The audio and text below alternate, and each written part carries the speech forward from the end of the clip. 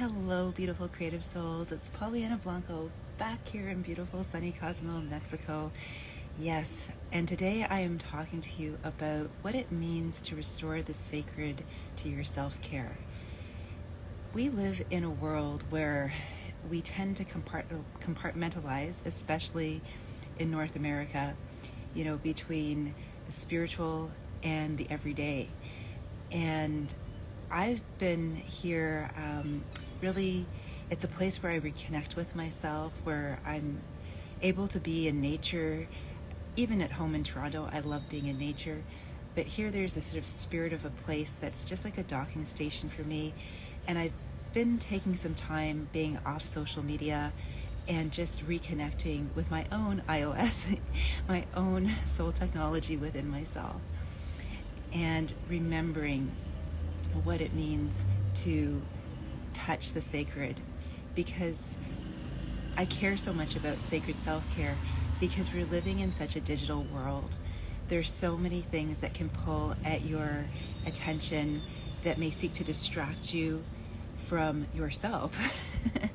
And while we want to be able to serve others, especially as light workers, and give to others, it's also really important that we strike a healthy balance between being out there in the world and also spending time in our inner world, cultivating a rich, inner, creative, intuitive life, and really remembering how sacred we are. One of the ways that I've been doing that here is just taking time to be still and quiet. Why is being still and quiet something that is a wonderful way to restore a sense of the sacred? Well, I don't need to tell you, but we move so quickly. There's a sense a lot of people talk about of time speeding up. A lot of people are rushing through their day. That might be you, hurrying around. I know as a high school teacher for over 26 years now, I'm on a schedule, and things move quickly. There's a lot to do in an hour, in a 70-minute period, and it's so easy to become disconnected from that felt sense of who I am. And as that starts to kind of be eaten away at by the busyness of life, when I begin to lose that connection to my inner world, and if I don't recognize the signs that I am, which I do now more recognize the signs that I am losing that connection and have ways to restore that connection, it's very easy to become so externally focused and just feel like we're on the hamster wheel and just, moving through our day at breakneck speed and just, trying to, continue on. But the joy is gone, and the sense of meaning sometimes is gone too. It's just that wash, rinse, repeat cycle that doesn't feel really good and can drain a lot of our energy. So I'm going to invite you to place your hand on your heart if it's safe to do so right now, and just take a moment, because when I talk about that still, quiet space within, as I'm sitting up here on this beautiful rooftop patio, hearing the birds singing, feeling the breeze moving, looking at the beautiful sky and the plants around me, I'm reminded too that there is the space in between the front and backside of your heart chakra that is the point of balance. It is a place of stillness. It is a place of neutrality. We often associate the heart chakra and the heart in general with emotionality. And yet, really and truly, when we want to start to restore a sense of the sacred and touch into it, it's all about inviting in that stillness, that quietness. And the interesting thing is that a lot of people associate that with seated meditation, that, in order to be still and quiet, you need to be not moving. And what I'm here today to share with all of you is that that's not necessarily the case. It can be. A lot of people love to do seated meditation. However, for other people, it can be uncomfortable.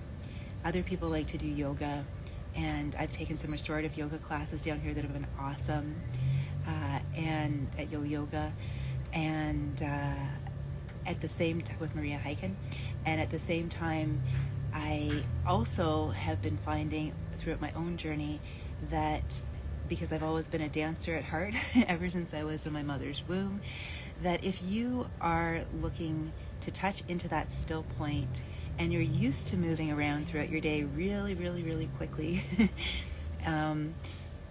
a beautiful healing movement modality practice that I've been using for the past, it's been close to 10 years now. I can't believe it. Time flies when you're having fun. Is a modality called chakra dance. And it is literally like a moving meditation where you're moving to sound healing music with your gaze lowered or eyes closed in a darkened room. And it's an inner journey back to that sense of restoring the sacred within yourself. It is a beautiful bridge, in my humble experience, from the rushing around of the 9-to-5 hamster wheel life to begin to shift gears into reconnecting with that deeper truth within you of who you are, that sense of coming home to yourself, that sense of tapping into and tuning back into your soul essence.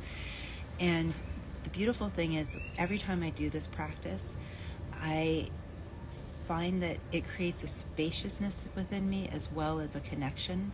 And within that spaciousness, there's a creativity that naturally wants to emerge and naturally wants to express itself. I like to think of it as dance storming. So if, and I know other chakra dance facilitators, we talk about this, that if you are faced with a decision to make about something, a lot of us go into our heads and we ruminate and we get stuck in the paralysis of analysis. One of the things I've been learning to do along my journey that I think would be very helpful for a lot of you, if you have migraine headaches or if you get confused a lot or you have anxiety, is to really take it out of your head and back into your body.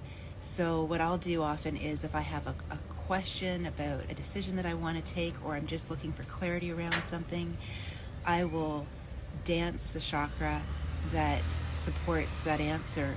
Or sometimes I'll dance all 7 chakras. It really just depends. Or I might even dance to the goddess who, really embodies that chakra's energy.